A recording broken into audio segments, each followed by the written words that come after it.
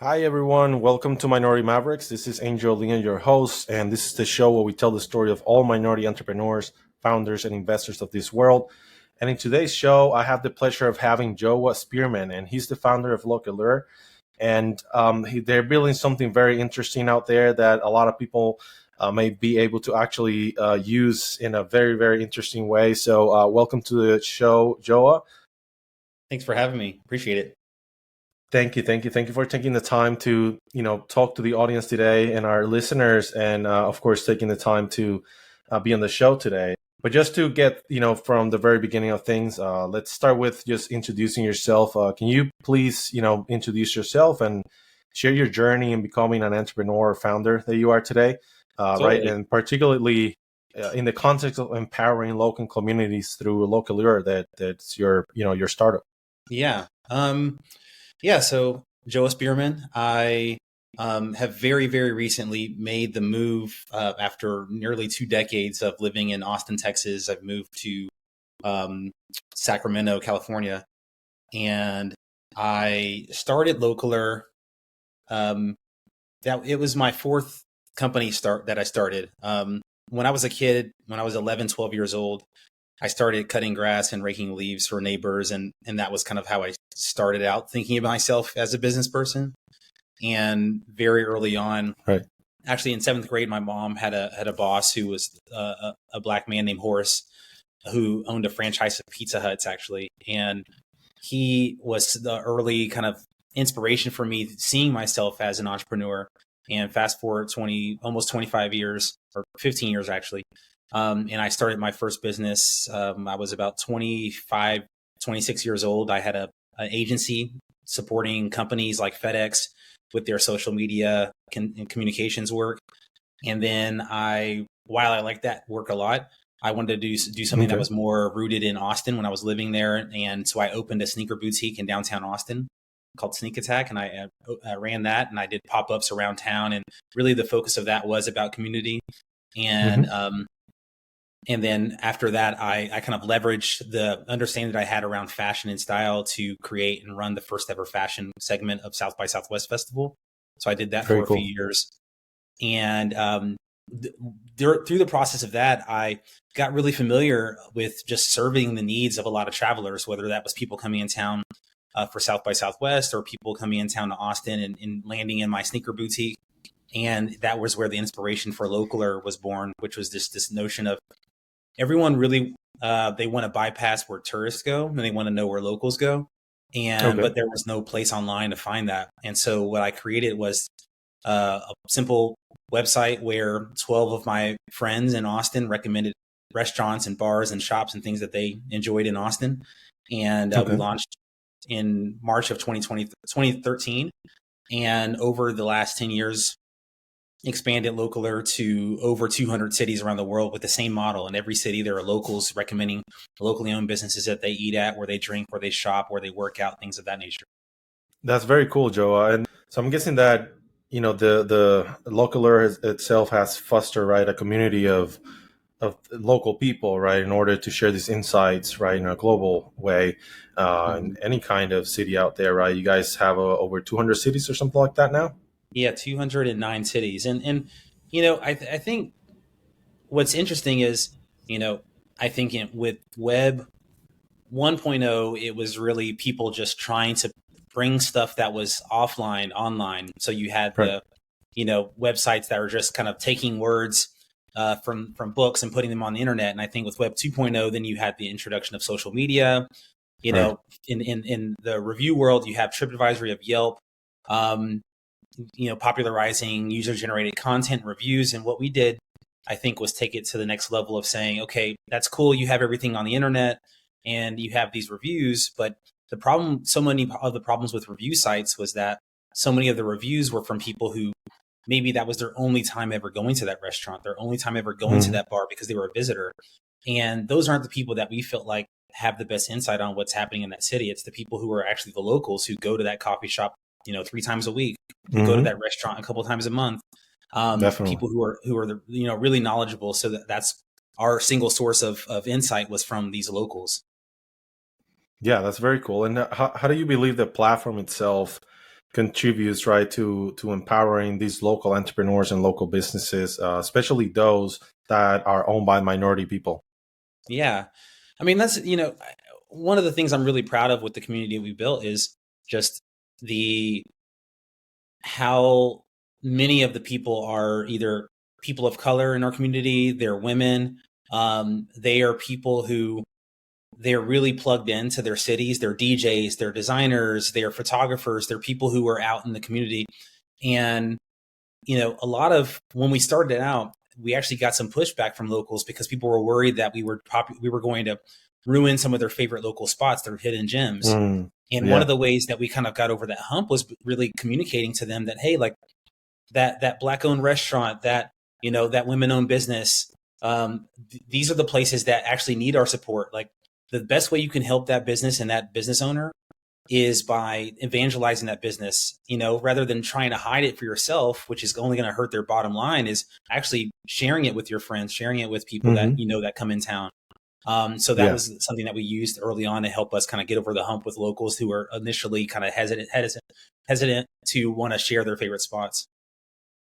that's very cool. And you probably, I mean, this is kind of a big, of a big thing, right, that you guys are building here in terms of not just what you're trying to accomplish with the platform itself, but just how to, right, build these communities of people that are willing to leave these reviews, et cetera, right? How does that work exactly? And have you seen any trends, for example, in terms of diversity and inclusion, right, where it plays, the background of these kind of people that are part of these communities, right? How diverse is are these communities, right, that are providing these kind of insights for the travelers? Yeah, it's interesting because unfortunately, I think one of the realities of the travel industry is that it's very white. And that's true whether you go to, at the city level, looking at who owns hotels, um, to Hmm. the macro level of the travel industry. If you look at who are the executives of the big travel companies like TripAdvisor, Airbnb, et Right. cetera, it tends to be white males. And so it's not a very diverse industry. But then when you see the influence that travel has, it tends to be people of color who are really driving culture, driving behavior, in terms Yeah. of adopting new destinations and things like that. And so a lot of what we've tried to do is just, find unique ways and partnerships to highlight, these local tastemakers and the places that they're recommending. So we've done partnerships over the years with big brands to try to raise the profile, not only of the localer, but mostly of the people who are these local tastemakers, and then by extension, the places that they've recommended. So we've partnered over the Hmm. years with Nike, with Lyft, with Match.com, with JetBlue Airways. And these brands have, massive reach, and we have very small reach. And so in most cases, whenever we partner with these brands, we're not telling the brand, hey, promote Localer. We're usually saying, hey, promote the businesses, promote the locals, because Got it. that's the actual way to really support those communities. Definitely. Definitely. That's very, very interesting. And I'm pretty sure that as you're building this and as you have, started actually since the very beginning, you probably face a lot of different challenges, right? And now to maybe talk a little bit about minorities, right, and diversity and inclusion, can you share with the audience any significant challenges that you face while building Localer and, Yeah, how you navigated through them? totally. I mean, I'm very proud of the way in which I have not been shy to speak openly about some of these issues, especially around fundraising. Hmm. When most people think of tech startups, they think of, someone going to Silicon Valley and being able to raise millions of dollars from some venture capital firm, because maybe they watched the movie Social Network and the origin story of Facebook and all that. And the reality is, for most Black and Brown founders, that's not the case. It's not that it doesn't happen; it has happened. I have friends who've been able to raise venture capital, and that's been great. But the numbers are just dismal. It's below 2% funding goes to Black founders, for example, below 1.5%. If you're thinking about Black and Brown founders, and then if it's below 1%, if you're talking about Black women. So it's really important. I think people in my Hmm. position use our platforms to speak about, the hardships around fundraising. I think for two reasons. I think one is so that the investors out there understand that, hey, if you hear about a company or a startup that is growing and it's got a Latino or a Black founder or a woman founder, then the reality is we're having that growth in the face of those obstacles that are in front of us. Right. So that's one. So in educating the investors, but I think the other end is educating potential founders to say, hey, like, your path to fundraising may not be as clear as, maybe what you saw social network. And so what's important is that you think about, okay, what type of business are you trying to build? Are you building a business that requires venture capital funding? If it doesn't, then maybe you want to find something that's going to get to profitability or revenue quicker. Right. I've had different kinds of businesses. Like I said, I had an agency. I didn't have to raise money for that. I just started making revenue from clients. I had a sneaker boutique that was day in, day out retail business. I have had a tech startup, and it's funny that I've had other businesses that have made much more revenue than the tech startup. I think it really requires you to have both eyes open in terms of what are you trying to build, how big can it be, and then coming up with a fundraising strategy that acknowledges the realities that Black and brown founders especially face, but also, doesn't use that as a hindrance to pursuing, the idea that you think. And I think another thing that I'll add is a lot of people come up to me, especially after I do like a speaking gig, and people say, oh, I have an idea for an app, or I have an idea for a website. And I think it's really important that people understand that no one cares about an app. No one cares about a website.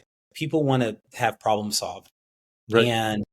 And so whichever that way it is, right? your ability to solve a problem is the thing that's going to dictate your ability to, build a healthy company.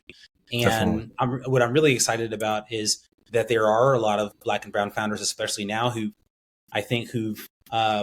they saw kind of how hard it was for them with fundraising. And I think there are people who are both going straight to revenue and saying, you know what, forget the path of going after VCs. I'm going to go straight to revenue and build a business on my own. And then there are people who are saying, you know what, okay, I do want to pursue VC. And so I'm going to kind of think a little bit harder about making sure that the problem I'm trying to solve is really scalable and has the kind of returns that a VC needs to see to justify investment. Right. And it's a different path. And I've seen that personally myself. I've been in the startup world for a while now, and I've seen that path as well multiple times where minority owned businesses have had to take that path where they decide, okay, we can't get right funding for this like idea, right? Or that pre-seed stage. So let's just, try to get into the revenue mode, just to see if that, just gathering people, gathering users, community members, whatever it is, that actually then, potentially could attract right investors at that point.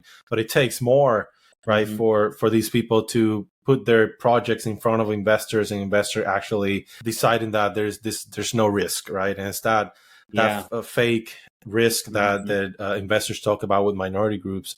It's very interesting that you're building all this without necessarily that, and it's really interesting as well that being a minority person as well, you've been able to navigate through all these different challenges and it's definitely not, it's not for the faint of heart. I think I think it's important that people understand there's a difference between, I would say there's three categories.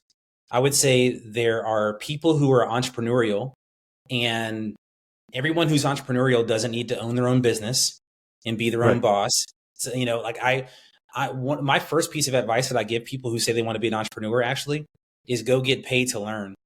Like, go take a job, let someone else pay you to get your skills up. And before I started Localeur, I specifically took a job for a growth stage startup in Austin and worked for them for a year and a half with the specific intent of developing more skills so that I could start Localeur. And it worked out for me. Cool. And so I think that's something that people should do. I think there's also a difference between being an entrepreneur and being a business owner. And the difference there to me is an entrepreneur understands that the resources don't exist. Maybe oftentimes you don't have the money yet. Maybe all you have is a problem you want to solve, an idea you have. Whereas a business owner, I think with a business, typically, I would liken that more to, going to college, Right. or where there's a known path. If you say I want to open up a dry cleaner, you and 1,000 other people have done that. Whereas if you say I want to start a new startup that's going to completely disrupt the dry cleaning industry, okay, well, now, where do you even start, right? Right. So I think it's really important. And there's nothing wrong with being a business owner. I think a lot of tech entrepreneurs specifically don't respect small business owners. Like I have a lot of Hmm. tech friends who I think they think that what they are doing is harder than the person who owns a mom and Hmm. pop restaurant or a small Definitely. clothing boutique. And I can tell you from having done a sneaker boutique, retail and day-to-day business, brick and mortar is hard. It's Hmm. extremely hard. And so I Definitely. think there's a lot of lessons that they've learned through hard knocks that tech entrepreneurs could benefit from, and vice versa. But really think it's also important for people to make that determination of, do I want to be a business owner? Do I want to be an entrepreneur? Or am I just entrepreneurial and I want to apply those skills somewhere? Right. Exactly. And then to your point about VC and all that as well, there's also this I don't know, it's just like this negative, right, image of a business only working if you get funded by a VC, right? Mm-hmm. Especially in the tech world, there's a lot of Mm-hmm. that going on, Yep. Yep. and that's you're definitely proof that that's not necessarily the case. And for our listeners out there, it's not right. Well, You yep. I can drive mean, a people business say, in "Oh, it's different a ways, lifestyle business." Oh, right? and it's like, you know what? If you say, "Oh, having a small business is a lifestyle business," I'm like, what do you think that half the guys playing in the NFL and NBA who aren't Right. famous stars, like they are in a lifestyle business, they're making good money. Like there's Hmm. nothing wrong with lifestyle businesses. Like having a good life is a good thing. So this Right. idea of like, oh, I have to work 120 hours a week and burn the midnight oil and to try to attract some VC funding, all this stuff, like, yeah, that's worked for Mark Zuckerberg, that's worked for Elon Musk, that's worked for some of these Right. people, but it doesn't mean that 98% of people who want to really honestly own a business, not necessarily be a tech entrepreneur, need to pursue. Definitely. And then currently with the issues in diversity and inclusion, right? There's a mold that people need to fit in order for that path, for that happy path, right, to just happen, right? Where you basically don't necessarily struggle. You have an idea, you reach out to a VC, and boom, next thing you know, you're funded, and growing, right? And Mm-hmm.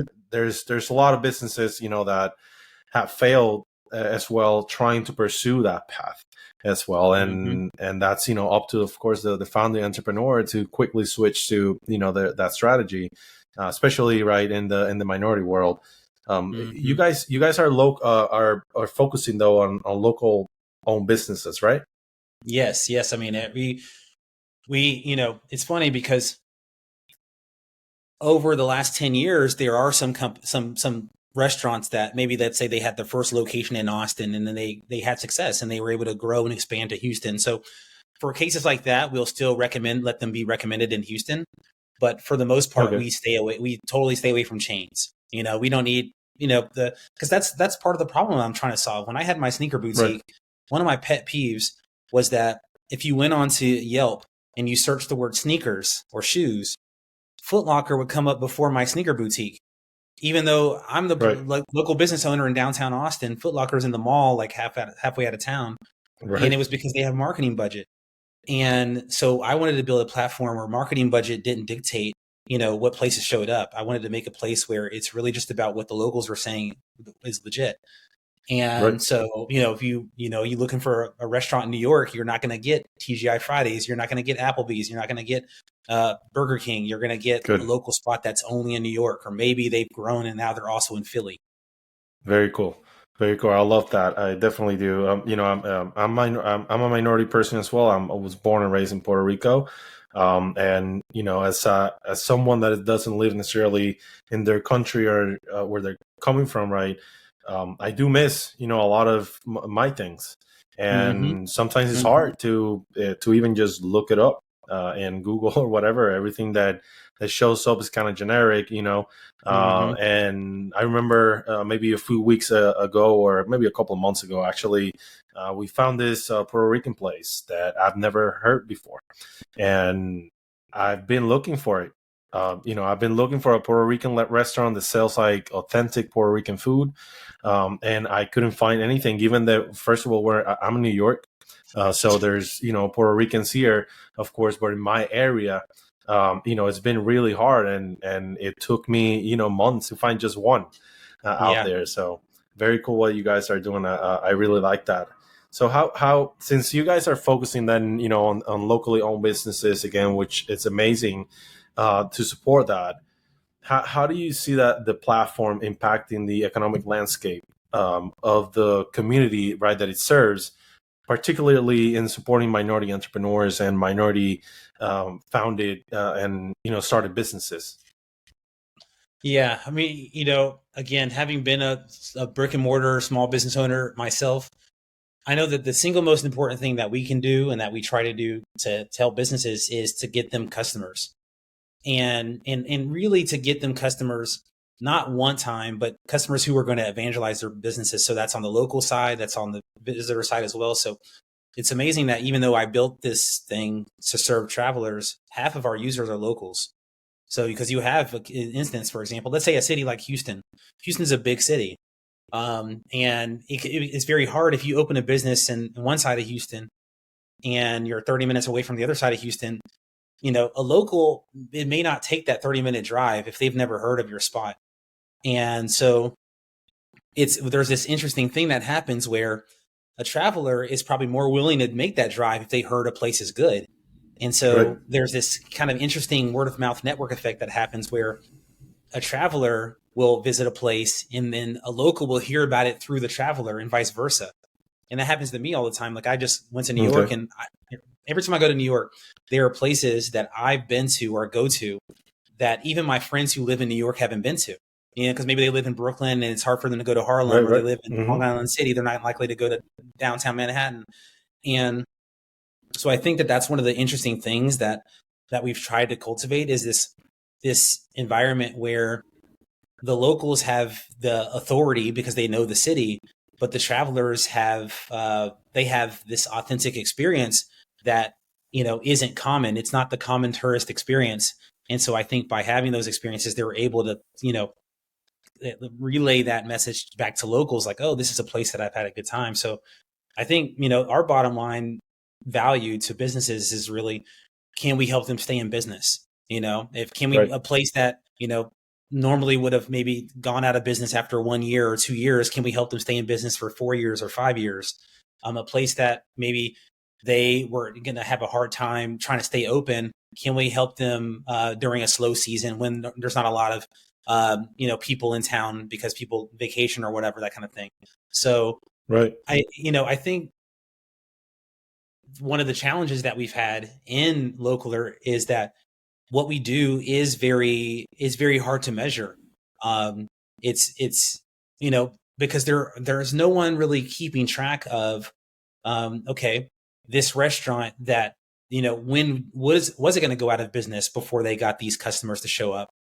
And so it's really hard to kind of show, oh, we helped them stay open an extra 3 months or an extra 6 years or whatever, right? Right. Um, Right. but it doesn't, even though it's hard to measure, doesn't mean it's not worth pursuing. And so, it's the Right. same thing with when I worked in the sneaker world. You know, if the popularity of sneakers was the only thing to determine which ones were the best ones, then the sneakers that the sneakerheads loved would be the one that sold the most. And we all know that that's not true. Right.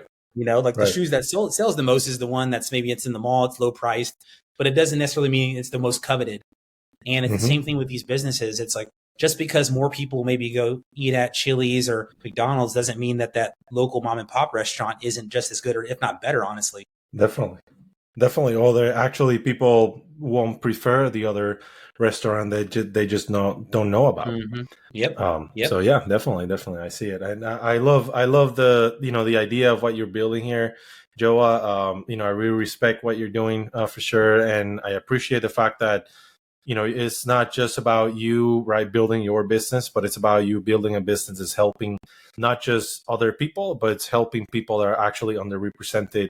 Like we know, small business owners, right, in many occasions are underrepresented. And on top of that, then you add the diversity, inclusion, the minority side of things, and now you have even more struggles. So, you're proof right? That things can happen for minority people. We just need to find different paths. There's different ways, and your story tells a different perspective. Actually, I've had quite a few VCs in the show as well, and other founders and entrepreneurs that have started companies because of VC funding, etc. And it's interesting to see your perspective versus their perspective. Mm-hmm. It's still a struggle in the sense that they have the same stories that you have in terms of the struggle with funding and just struggle Mm-hmm. with Yep. connecting with people that actually believe in you, Yep.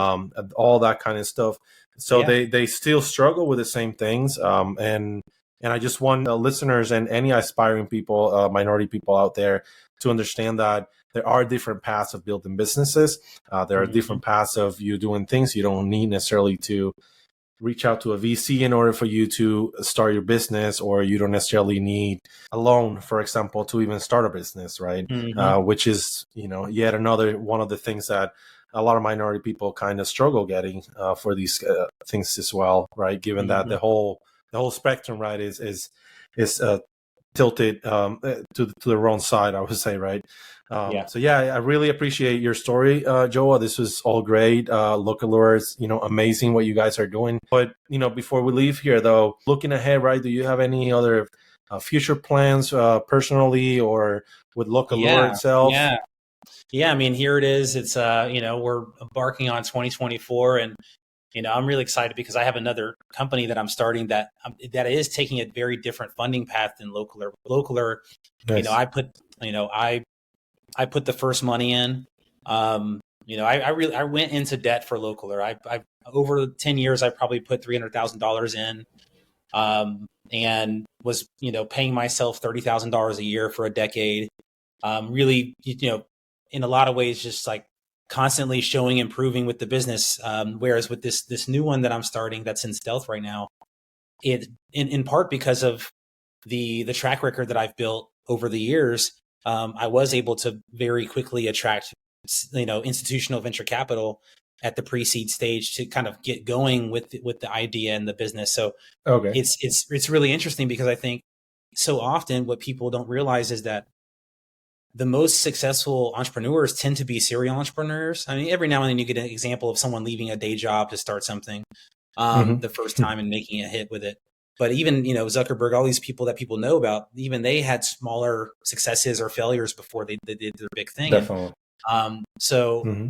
I think what I would recommend, again, kind of similar to the notion of getting a job and getting paid to learn before you go pursue something, I would say, don't, if you view yourself as an entrepreneur, is it that you have one problem that you think you'll ever solve in your life and you're going to work on that for the rest of your life, or that you have one in a series of ideas that you're in problems you're going to solve?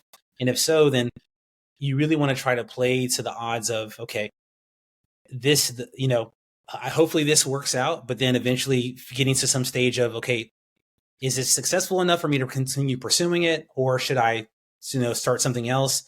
And what's been interesting about this is, I did want to have more success with Localeur early on. I wanted to raise institutional venture capital and Hmm. all that stuff. But over the years, being unable to do that, it forced me to kind of think differently about the business and turned it Yeah. into something that people would say is more like a lifestyle business. Whereas this new thing that I have pre-seed funding for, it's much more of like, okay, this works in the eyes of an institutional venture capitalist where they think it has outsized scale. So I Okay. think it just goes back to those fundamentals of what problem are you trying to solve, how big can it be, and what resources it takes to get there, and being really pragmatic about how to go get those resources. Very great, Joe. I really appreciate that. And, the advice is amazing. Definitely a lot of minority aspiring entrepreneurs and founders out there need to listen and hear these kind of things. So again, thank you so much for being on the show today. Yeah, thanks I so much for really having me. enjoyed it. Definitely. Yeah, Thank you so much. appreciate And everyone, this was Joah Spearman. He is the founder of Localeur. And this is Angel Leon, your host. This was your show, Minority Mavericks. And this is the show where we tell the stories of all minority founders, entrepreneurs, and investors of this world. See you next time.